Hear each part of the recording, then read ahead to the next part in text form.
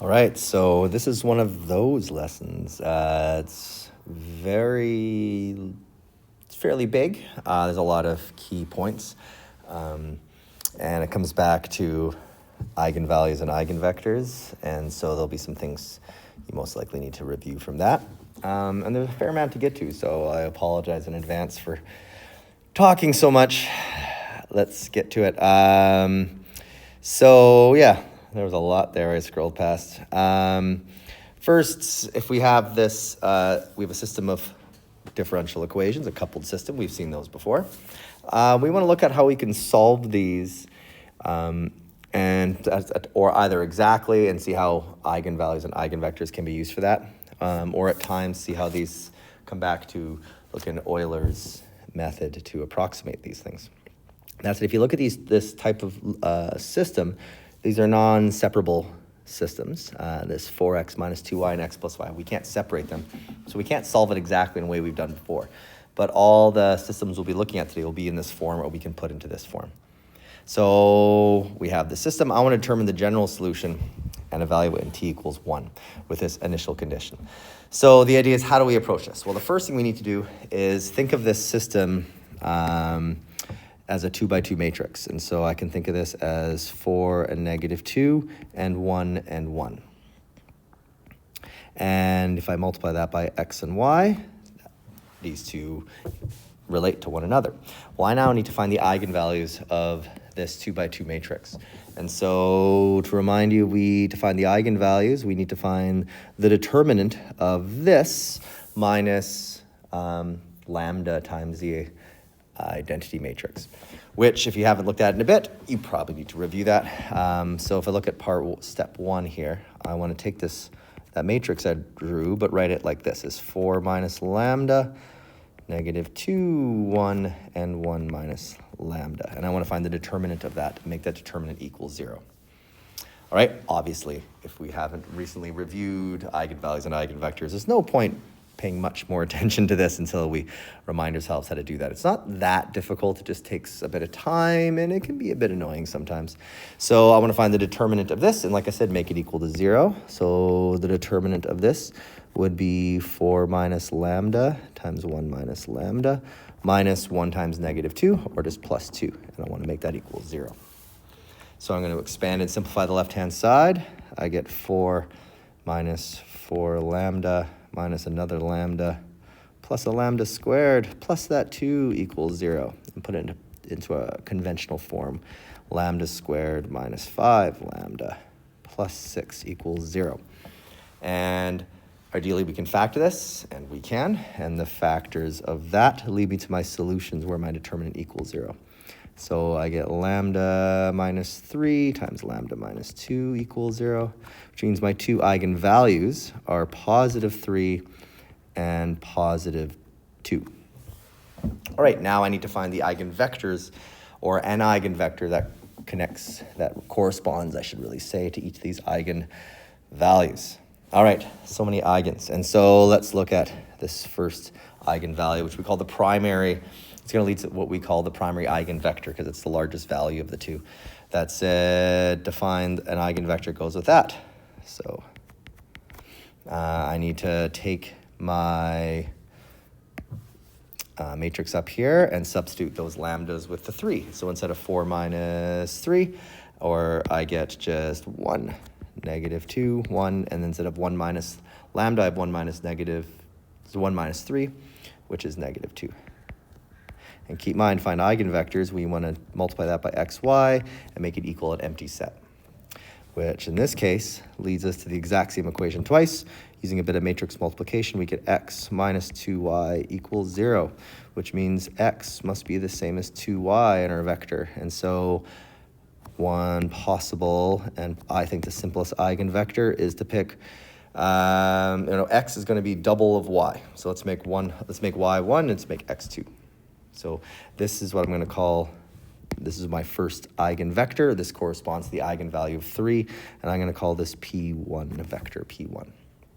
All right, and that corresponds, this vector here corresponds to that eigenvalue of 3. Let's do the same thing for the other eigenvalue of 2, which is hopefully sounds familiar. Same idea. I'm going to take what I have up here and substitute those lambdas with a 2 this time. And I should get 2, -2, and 1, -1. Multiply that by x times xy to make an empty set. And we should get 2 equivalent equations. Oh, I'm just recording something right now. Oh, that's all good? That's all good. All right, so I should get 2 different but equivalent equations. And in this case, I get 2x minus 2y equals 0. Or I can have 1x minus 1y equals 0. Either way, I get x equals y, which means the corresponding eigenvector have the same 2 values. Let's just go with 1, 1. And I will call that my second eigenvector.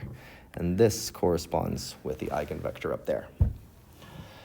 All right, so that is first finding the eigenvalues and eigenvectors. How can I use that to solve this system? Well, in general, where is it in this, all this good stuff? Right here. Whew, that looks daunting. If we have a system of differential equations, a coupled system of differential equations like we're looking at, the solution to it is a vector in this form in which we have our 2 eigenvalues and our 2 eigenvectors, where a and b are coefficients, constants that we can quite often have enough information to solve. And so I want to take that. I'm just going to copy this first of all. And so I now want to say my solution vector is a, and I'll just copy this out, a times e to the power of lambda 1t times that first its corresponding eigenvector, plus the same idea for my other eigenvalue and eigenvector. All right, so keep in mind what I'm highlighting here, what I just figured out. And so I can now take this and substitute in my eigenvalues and eigenvectors. So I still don't know a yet, but I have e to the power of 3t times the corresponding eigenvector was this, plus b times e to the 2t times this eigenvector. Oop, wrong colors.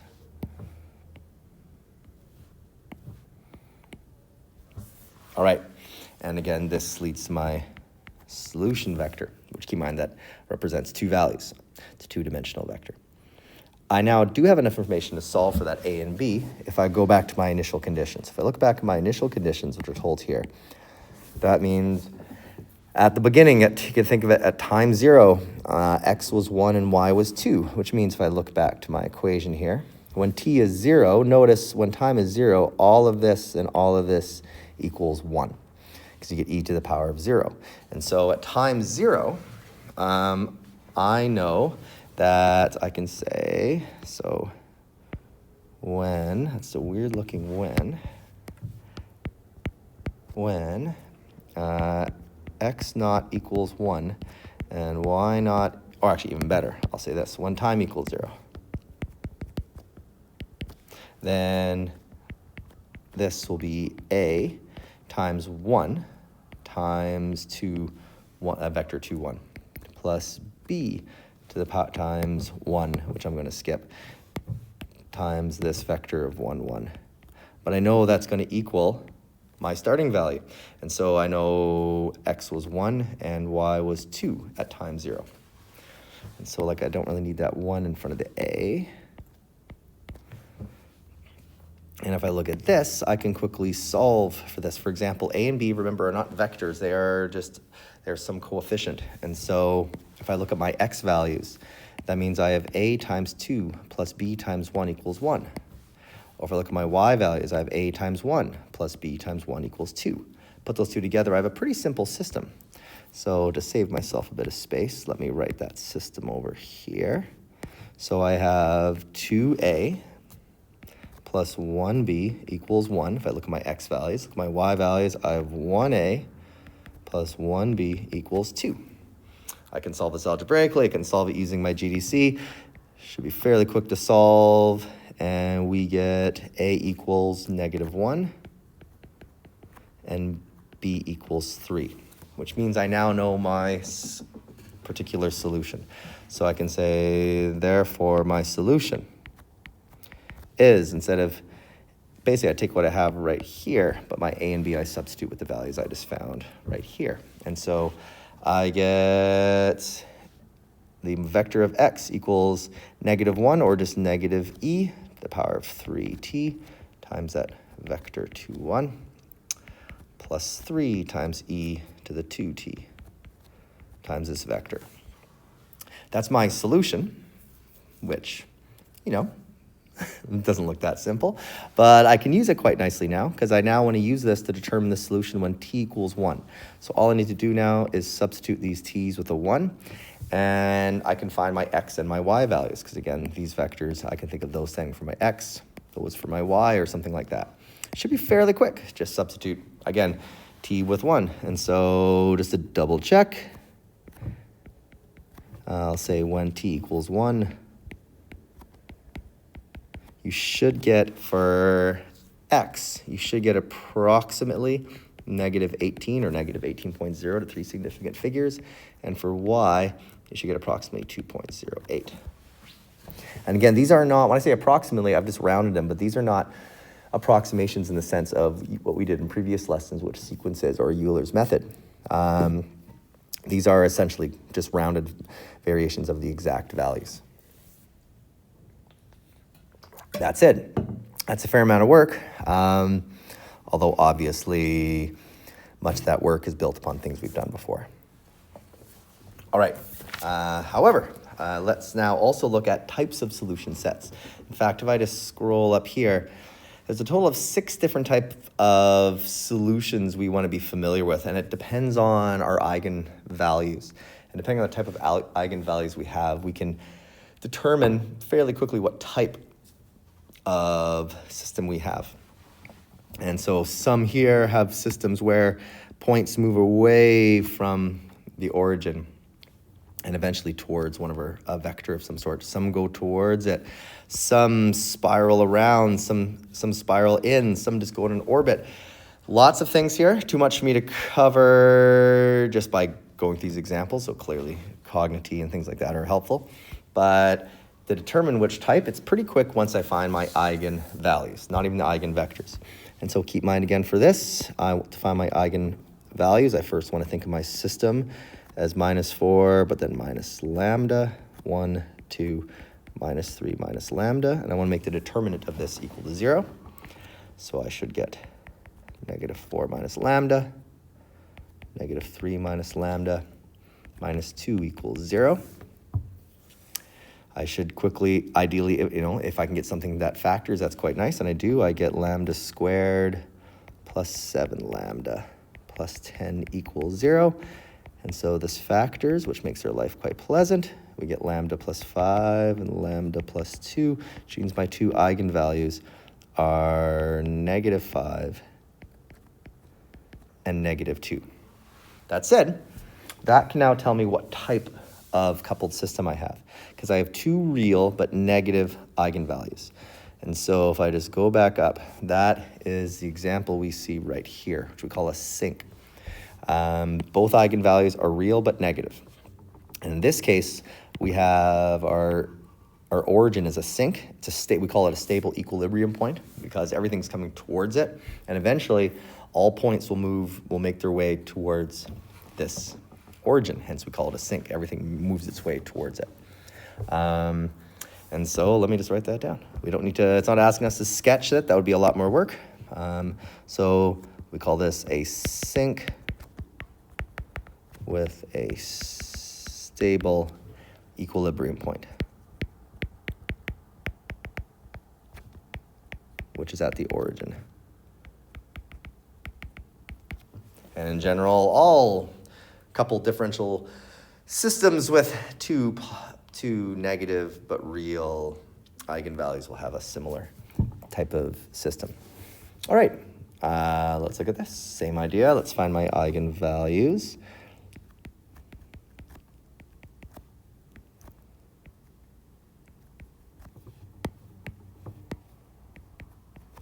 All right, find the determinant of this, make the determinant equal 0.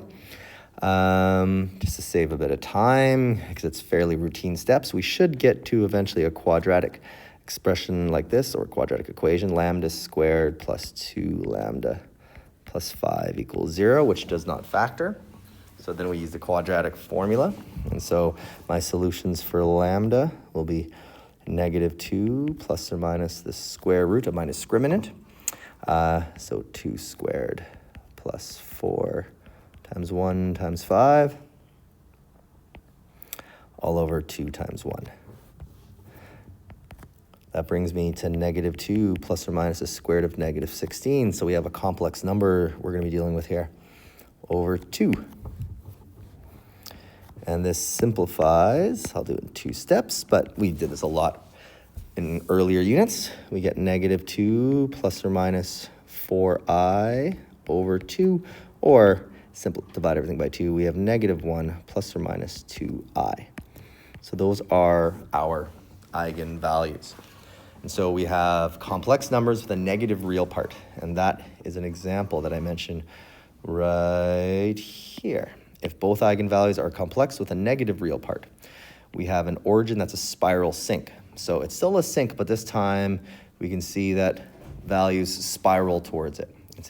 So it's a slightly more complex, interesting, whatever you want to look at it, type of sink compared to what we saw before. But we call this a spiral sink, which is still a stable equilibrium point. Everything's coming towards that point. So a spiral sink with a stable equilibrium point. An unstable equilibrium point would be if it was moving away from the origin. Everything's moving away from that point. Instead, everything's coming towards it.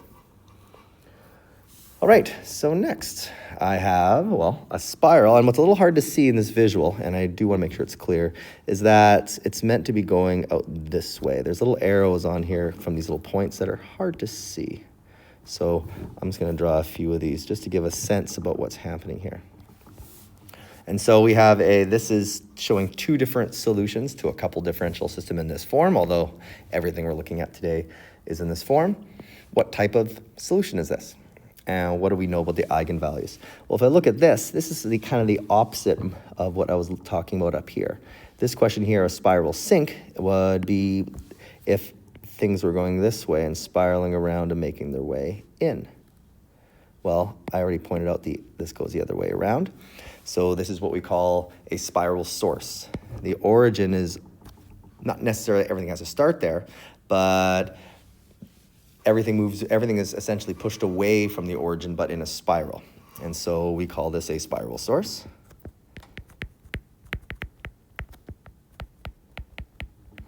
Which is very similar to what we saw up here, except this is when we have complex eigenvalues with a positive real part. So we must have, again, complex eigenvalues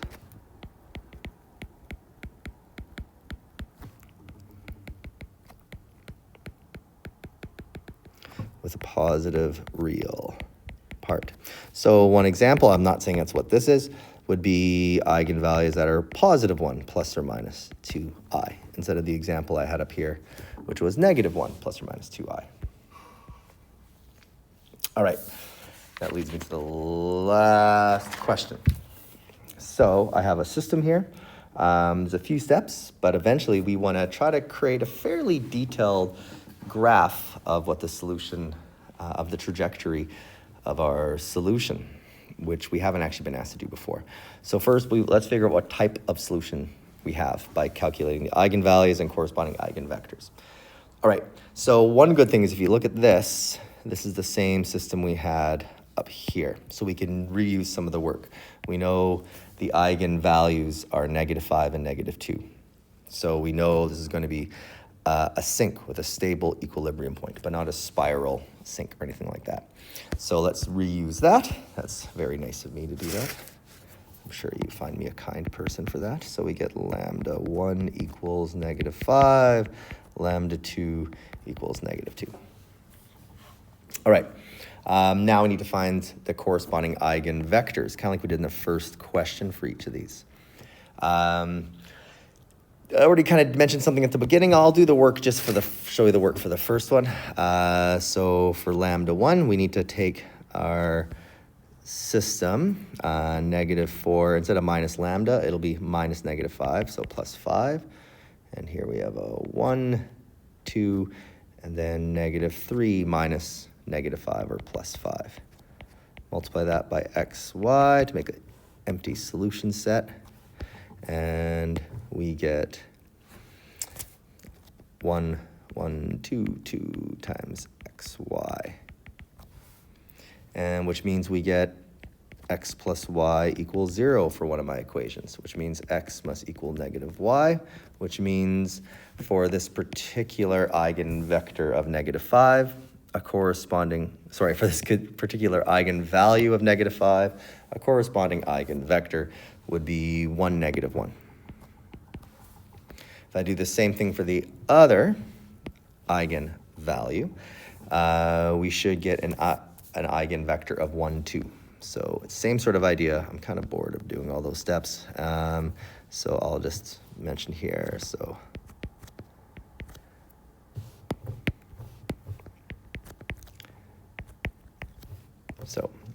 this is for actually be a little more specific. So for an eigenvalue of -2, the eigenvector is 1, 2. All right, and because -2 is a larger number than -5, we call this the primary eigenvector, which means depending on our starting point, our solutions will tend to move towards this primary eigenvector. As well, I know they're also going to move towards the origin, since I can tell that this is a spiral sink, because that's what we figured out from this question here. So I know already a fair amount. I know regardless of where I'm starting, points are going to move towards the origin. I also know they're going to move, the primary eigenvector is going to be the one that, depending on how far we are from the origin, they're going to move more towards that. But either way, that's the first part done. I got my eigenvectors and eigenvalues. All right, now let's sketch a trajectory on the grid given with a starting condition of 4 and 2. So first, 4 and 2, okay, that's easy to draw. And I know it's a sink, so I know eventually the trajectory is going to lead towards that. However, I also know these eigenvectors. So my primary eigenvector, 1, 2, means if I sketch an eigenvector at 1, 2, so a position vector of 1, 2, that looks something like this. Let's draw it, right? Oh, try that again. Why didn't you go? There we go. So this is one eigenvector. Here's another eigenvector. This was the one for 1, -1.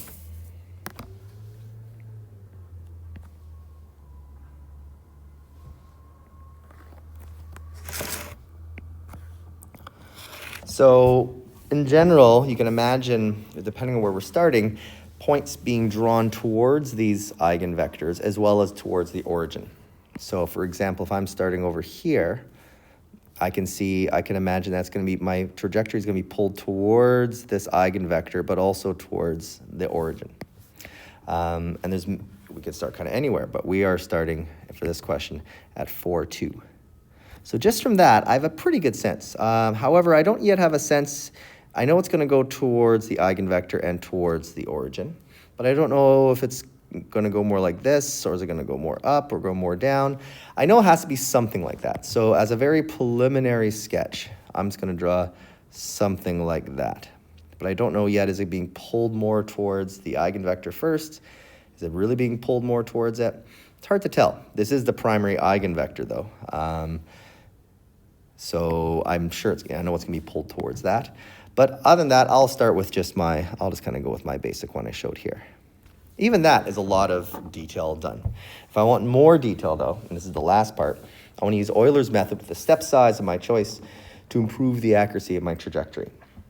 So what I can do is keep in mind Euler's method is an approximation, but the smaller the step size, the more accurate it is. So I want to first create a system of sequences, and so in which I'll have x to the n plus 1 equals x to the n plus a step size of my choice. I'm going to go with 0.1. and x naught is 4. My y naught, oh, sorry, I'm not done yet. My step size is 0.1, but I got to multiply that by the derivative that it's the x is the derivative for x. Oh, I'm tired of talking. So I want to multiply it by, so that step size will be multiplied by negative 4xn plus yn.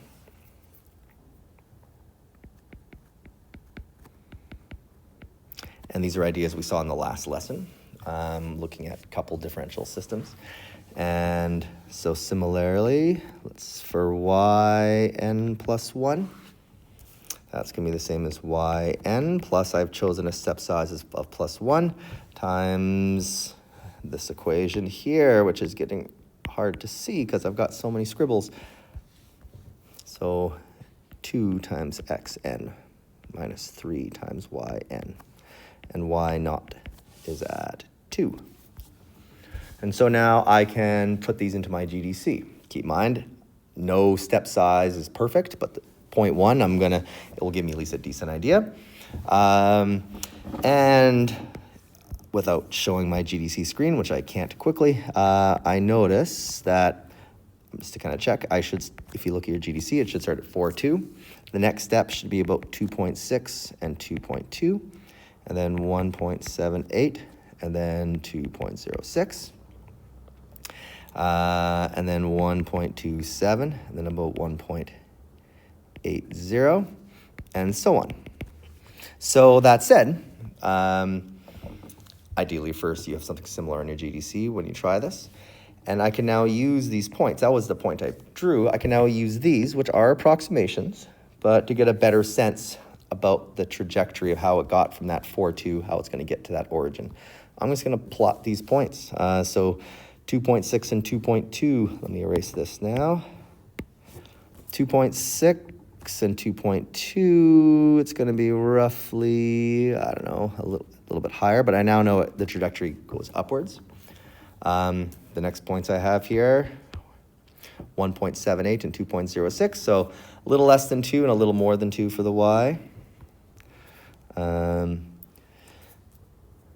So 1.78 for the x and pretty much 2. So now I'm about here. And 1.27 and 1.8 is the next one I had. So a little more than 1.8, somewhere around here. And so now just from those points, I can see, okay, starting at 4.2, I know it's going to be drawn towards that primary eigenvector. I know it's going to go towards the origin, but I can now see it goes up a little bit first. And so I'm going to sketch something like this and make my way towards the origin. And now I actually have a very detailed, still an approximation, but a very detailed sketch of the trajectory of this solution. And if I had a smaller step size, these values would be more accurate, but also be slower to figure out.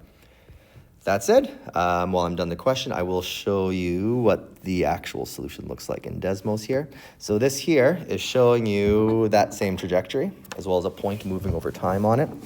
And you can see the point 4, 2 is where it goes through, as well as this actually starts before then. The dashed line in red is the primary eigenvector. Notice it's getting drawn towards it. The line drawn in orange is the other eigenvalue. So it's the other eigenvector, I guess I should say.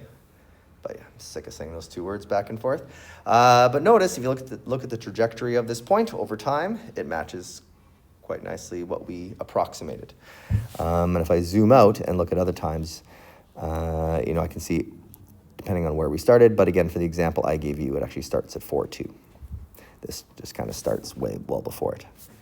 So, that was a lot. Keep in mind, ideas of eigenvectors and eigenvalues came back into play, as well as Euler's method, one of the key ideas, as well as using our GDC to work through a sequence fairly quickly. But finally, I can say I'm done this lesson.